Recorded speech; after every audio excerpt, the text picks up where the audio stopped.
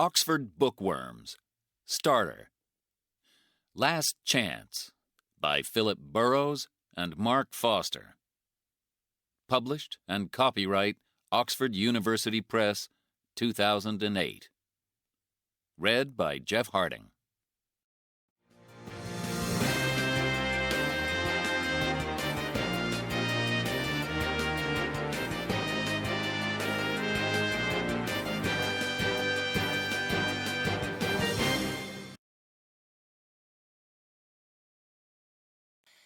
Last Chance.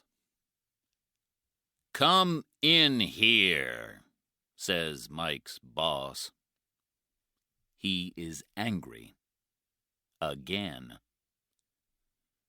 Mike is a cameraman, and he works for SFX News. His boss, Mr. Frank, is angry with him. It is the second time this week. Mike walks slowly into the office. He is in big trouble. "Close the door," says Mr. Frank. There is a video in his hand. This is bad, thinks Mike. He doesn't like my work.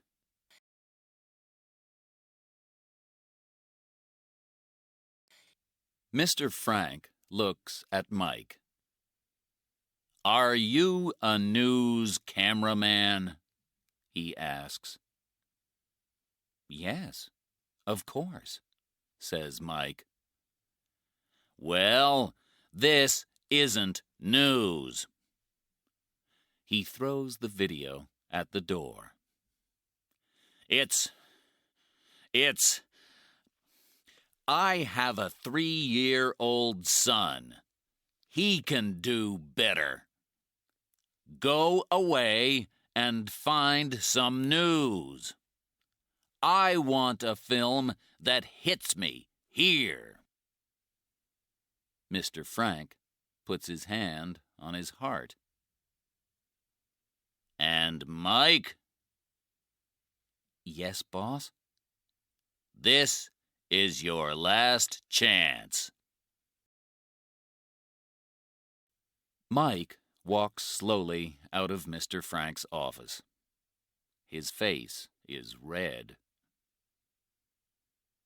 He can't talk to me like that, he thinks.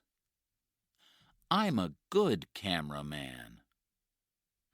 I'm unlucky, that's all. But I can't be angry with him because I need my job. Mike sits on his chair and looks out of the window. He sees an old man sitting in his garden. He feels tired. Am I too old for this job? Thinks Mike. Am I too tired?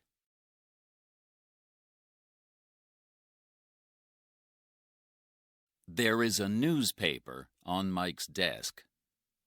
He picks it up and reads it. There is a volcano in Hawaii. The volcano is erupting, and people are leaving. Mike sees a photograph of the volcano. It looks dangerous. Maybe, he thinks. Mr. Frank walks past. "Reading the newspaper?" he says. "Remember, this is your last chance." Mike feels very angry, but he says nothing. This is bad, he thinks. I must go to Hawaii and make an exciting film. Mike gets in his car and quickly drives home. He has a nice car. It is fast, and he loves it. It is also expensive. He needs to work. Mike stops the car next to his house. He goes in the house. What do I need? He thinks. He puts some clothes in a bag and picks it up. One more thing, he thinks. My video camera. He picks up his camera and gives it a kiss. We can do it, old friend, he says.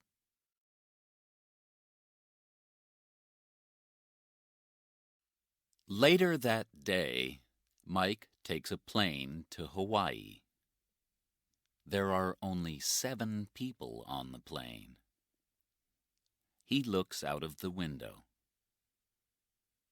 Hawaii is beautiful, he thinks. There are big waves on the sea. I would like to go surfing, thinks Mike. Perhaps another time. But as the plane gets closer, the sky is very dark. At the airport, lots of people are running. Some people are crying. The volcano is erupting, they say to Mike. Why are you here? I'm here because I'm a news cameraman. A good news cameraman, he tells them. He can see the volcano. It is a long way away. There is black smoke and red fire. Is this a good idea? Thinks Mike. Some news people are leaving Hawaii. They are getting on a plane. Mike talks to them. A girl tells him that the volcano is very dangerous. I think my friend Jenny is there. She wants to make a film too. Is she alive or dead? I don't know, says the girl. You must come with us, she says. You can't go to the volcano. I want to leave the island, thinks Mike. I don't want to die, but I can't go with you. I have work to do, he says.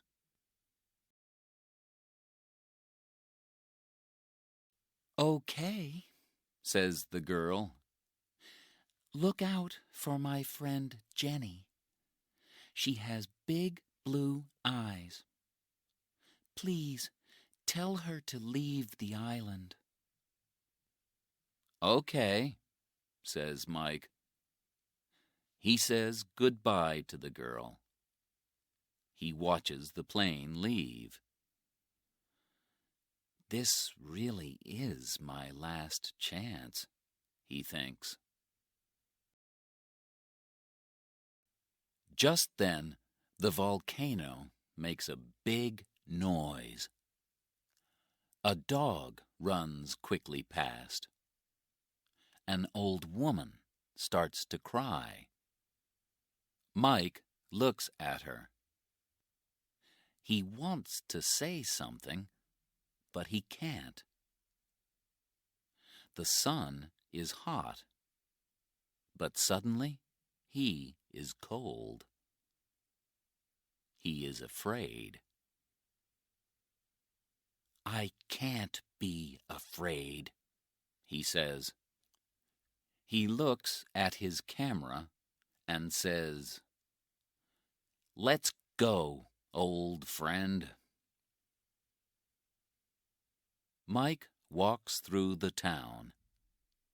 The sky is getting darker. The red fire over the volcano is getting bigger and bigger.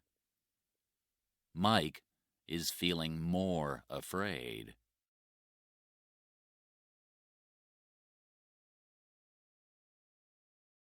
In the town, Mike meets a man. The man is leaving with his family. "How can I get to the volcano?" Mike asks. "Cars don't go to the volcano," says the man. "The drivers are afraid. You must walk." "Is it far?" asks Mike. "No," says the man. "But the fire is hot. Take lots of water with you." There is a television in a shop window. It is not showing pictures of the volcano. "I am the only news person here," Mike thinks. "I have a chance to make the only film about the volcano. I must go." The road in front of him is very long. His legs feel tired, but he begins to walk.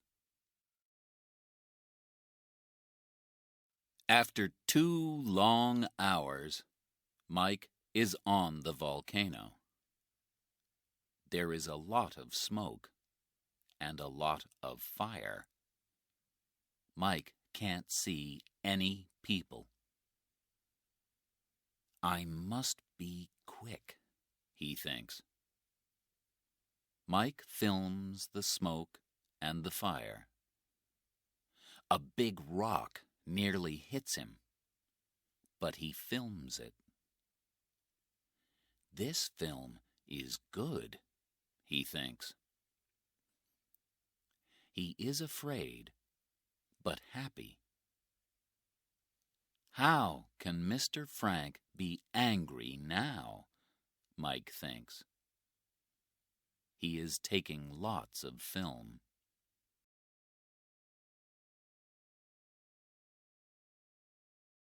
Another rock almost hits him. Mike feels hot and tired. "It's time to go," says Mike. "Good job," he says to his camera. A bigger rock goes over his head.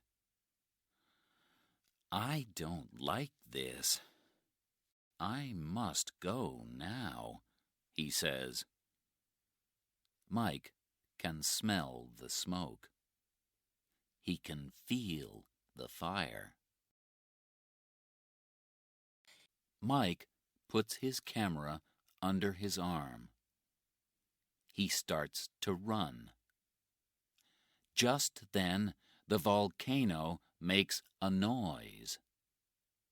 Mike runs faster.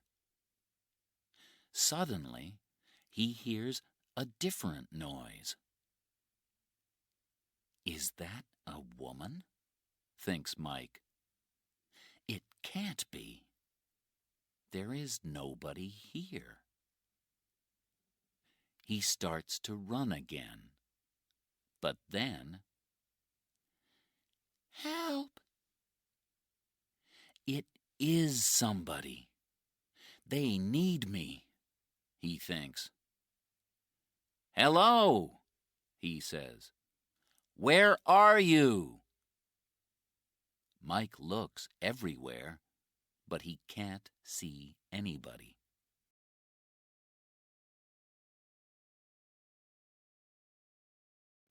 "I'm here. Please help me." Mike sees something behind a rock. It moves. He goes to the rock and sees a young woman there.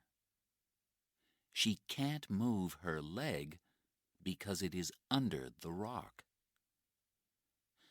"Oh, thank you. Thank you." She says to Mike.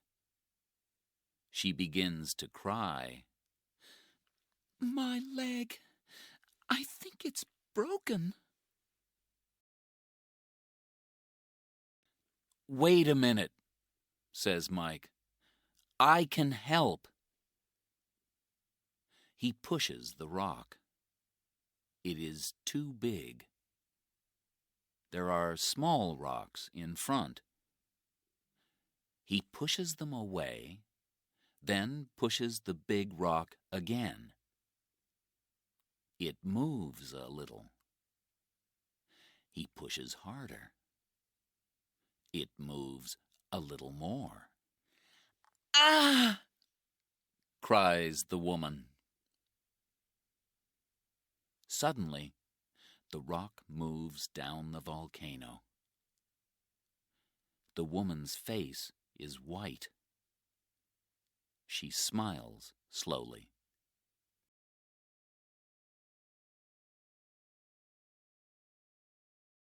"Are you Jenny?" Mike asks. "Yes, I am," She says. "How do you know?" "It doesn't matter now. My name is Mike. I have to carry you, Jenny. But first..." Mike has a tripod. He ties it to Jenny's leg. "Does that feel better?" he asks. Jenny smiles again. "Thank you, Mike," she says. She is very tired. "I'm usually very careful, but not today." "Come on. We have to get off the volcano," says Mike. "Put your arm around me," Mike tells Jenny. He puts down his camera. Jenny gets up slowly. Her leg is very bad. "Take it easy," Mike says. They start to walk very slowly. "It's okay," he says. "You're okay." Meter by meter, they move down the volcano. They are almost hit by rocks. Black smoke is in their mouths. Hot fire is close behind them. But they are alive.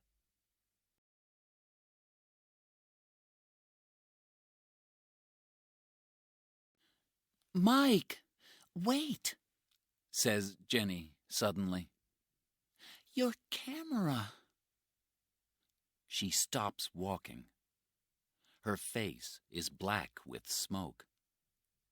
Jenny's blue eyes look at Mike. Mike looks back at Jenny. "You're more important than my camera," he tells her. "But the volcano. I can wait here. You go back. It's not too late." Mike says nothing. They keep walking slowly down the volcano and away from Mike's camera. Jenny is now very tired. Her leg is badly broken. Mike stops behind a big rock. "Do you want some water?" he asks. Mike has some water in his bag. Jenny and Mike are both thirsty. They drink the water. Jenny begins to go to sleep. This is dangerous. Jenny must stay alive, Mike thinks. "Don't go to sleep, Jenny. Talk to me. Where is your home? Tell me about your family. Do you like books?" They walk, and Jenny talks.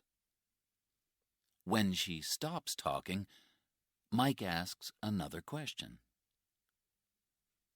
They are almost off the volcano. Mike looks back. Where is his camera? Is it in the fire?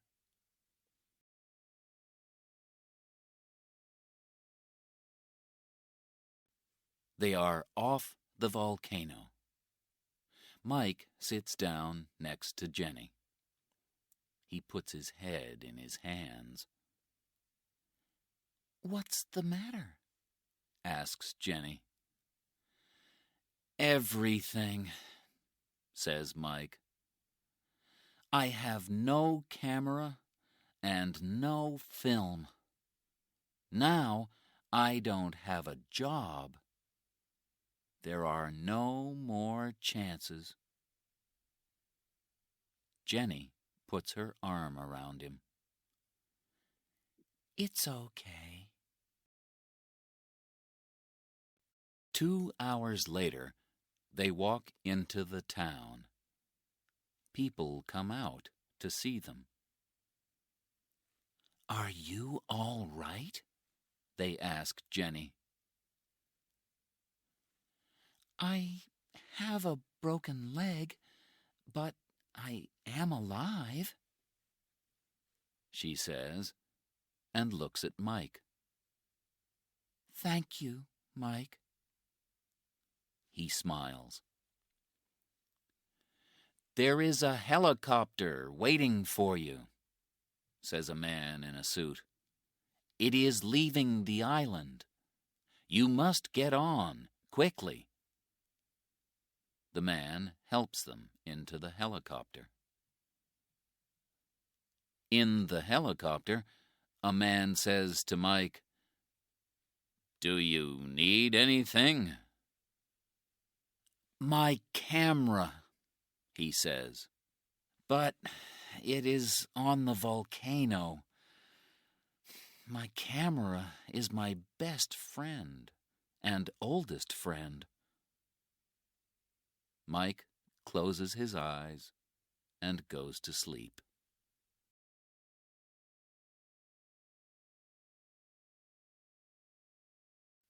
Mike is now at home. He does not want to see his boss, Mr. Frank.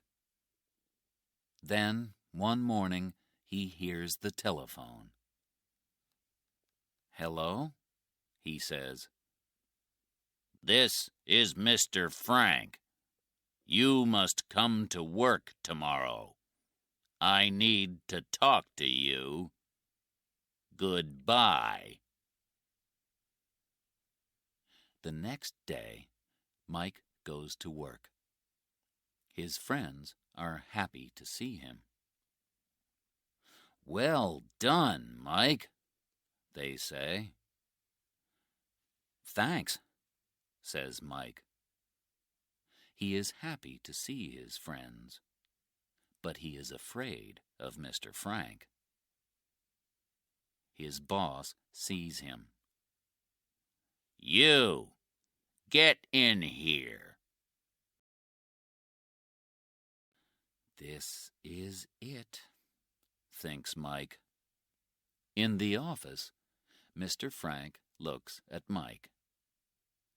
He has something in his hands. Do you remember the people in the helicopter? He asks. Yes, says Mike. They remember you. I think you need to thank them. He moves his hands. There is Mike's camera. My camera, says Mike.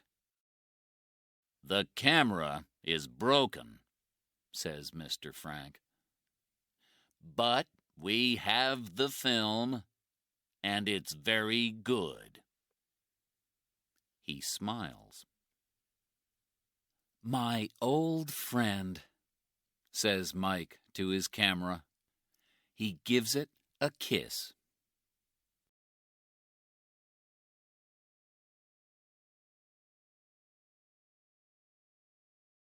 Let's watch your video, Mr. Frank says. They watch the film on the TV. They can see Mike and Jenny. Mike moves the big rock. He helps Jenny to walk. Big rocks are falling out of the sky. The volcano makes a noise. The fire is red, and the smoke is black. It is very exciting. Next time, remember to turn it off. Or maybe not, says Mr. Frank. This video hits me right here. Then Mr. Frank says, Oh, and Mike, we have a new news person. Jenny comes into the room. She isn't black with smoke now. She smiles at Mike.